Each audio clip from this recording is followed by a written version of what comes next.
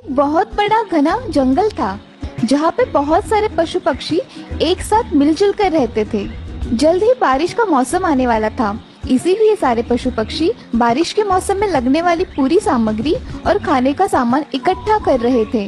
पूरी लगन के साथ सारे अपना अपना काम कर रहे थे, लेकिन एक खरगोश जो बड़ा ही आलसी, कामचोर और नटखट था, बिल्कुल ही काम नहीं कर रहा था। अरे भालू दादा, लगता है आप बूढ़े हो गए हो। जरा जल्दी जल्दी हाथ चलाओ, अभी बहुत काम बाकी है। बहुत ही धीमे हो आप। इसकी तो मैं टांग ही तोड़ देता हूँ। अरे जाने भी दो बल्लू, इस रिंकू की आदत ही है हर बार किसी की टांग खींचने की। अरे अप्पू दादा, आप इतने मोटे क्यों हो? थोड़ी ज्यादा मेहनत किया करो, फिर आप भी मेरी तरह होशियार और तेज हो जाओगे। कितने धीमे हो आप यार। क्या कहा तुमने? मोटा और धीमा? मुझे तो मैं। अरे अप्पू दादा, गुस्सा मत हो। ये तो बदमाश है, खुद काम करेगा नहीं और दूसरों को भी नहीं करने देगा। अरे बंदर भाई, आपका नाम बंदर किसने रखा? आपका नाम तो गधा होना चाहिए, क्योंकि आपकी अकल भी किसी गधे की तरह ही धीमी है। तुझे तो मैं पटक पटक के मारूंगा। ऐसा क्या? तो जरा मुझे पकड़ के तो दिखा, मैं तो तुझसे भी तेज हूँ। रिंकू दोस्त, इस तरह अपने बड़े बुजुर्गों का अपमान नहीं किया करते। तुम तेज जरूर हो, मगर इतना घमंड अच्छा नहीं। याद है ना, पिछली बार इसी कछुए ने तुम्हें हराया था। बिल्कुल नहीं, वो तो सरासर धोखा था। मैं थोड़ी देर के लिए सो गया था, मुझे वो फैसला बिल्कुल ही मंजूर नहीं है। तुम सो रहे थे तो इसमें तुम्हारी गलती है। वो दौड़ तो कछुआ ही जीता था। नहीं, बिल्कुल नहीं। दौड़ दोबारा होनी चाहिए, और इस बार दौड़ का रास्ता मैं तय करूंगा। ठीक है दोस्त, हम फिर से दौड़ लगाएंगे। मैं तुम्हारा दोस्त नहीं हूँ। कल सुबह फिर से दौड़ होगी। और इस तरह से दूसरे दिन फिर से दौड़ शुरू हुई। इस बार खरगोश ने बड़ी ही चतुराई से पहाड़ियों वाला रास्ता चुन लिया था। वो तो आराम से ऊंची छलांगे मारता हुआ उन पहाड़ियों से निकल गया, मगर कछुए को चढ़ने में बड़ी ही दिक्कत आ रही थी। वो बार बार चढ़ता, फिसलता और गिर पड़ता, लेकिन फिर भी उसने हार नहीं मानी। वो बड़े निश्चय के साथ चलता गया और चलता ही गया। इस तरह बड़ी ही मुश्किलों का सामना करते हुए कछुआ अंतिम मुकाम तक पहुंच ही गया, मगर इस बार वो ये दौड़ बुरी तरह से हार गया था। खरगोश अपनी जीत पर बड़ी खुशी से उछल रहा था।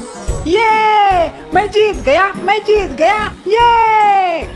बिल्कुल नहीं, मुकाबला बराबरी का हुआ। एक दौड़ तुम जीते और एक दौड़ कछुआ। सही कहा। बिल्कुल ठीक कहा अप्पू दादा ने। इसका मतलब है कि एक और दौड़ होनी चाहिए, और इस बार जो जीतेगा वही अंतिम विजेता कहलाएगा।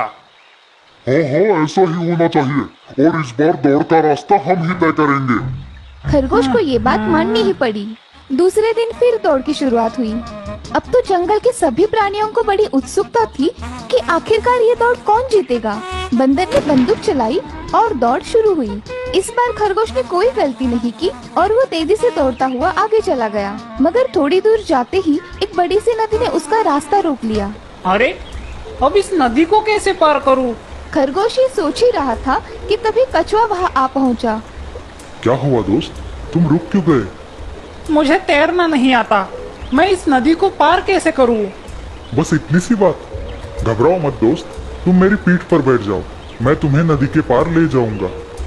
और इस तरह से नेकदिल कछुए ने खरगोश को अपनी पीठ पर बिठाया और अपनी ही धुन में गाना गाते हुए वो नदी पार करने लगा।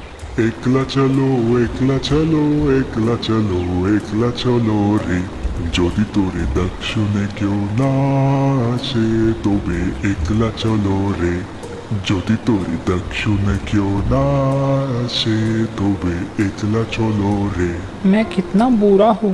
पिछली दौड़ में मैंने जानबूझकर पहाड़ियों वाला रास्ता चुना था ताकि ये कछुआ हार जाए, और आज जबकि इस नदी की वजह से मैं हार सकता था, ये कछुआ रेस दौड़ने में मेरी मदद कर रहा है, ये जानते हुए कि ऐसा करने से वो हार सकता है। खरगोश को अपनी गलती का एहसास हुआ। नदी पार करते ही वो कछुए से बोला, तुम बड़े ही नेक दिल हो। क्या तुम मेरे दोस्त बनना चाहोगे? मैं तो पहले से ही तुम्हारा दोस्त था, बस तुम ही इनकार कर रहे थे। दोनों ही हंसने लगते हैं और एक दूसरे से गले मिलते हैं। क्यों ना ये दौड़ हम दोनों साथ ही में जीते? हाँ, पर ये कैसे हो सकता है? तुम तो मुझसे तेज हो। क्यों नहीं हो सकता? मैं तुम्हें अपनी पीठ पर उठा लेता हूँ और इस तरह से हम ये दौड़ एक ही साथ जीत सकते हैं। क्या सचमुच? हाँ दोस्त, सचमुच। और इस तरह से खरगोश और कछुए की दोस्ती हो गई। वो दौड़ उन दोनों ने एक साथ ही पूरी की। सभी पशु पक्षियों में इस अनोखी दौड़ की बड़ी चर्चा हुई। उस दिन से खरगोश ने दूसरों को ताने मारना छोड़ दिया और वो सभी प्राणियों के साथ मिलजुल के रहने लगा।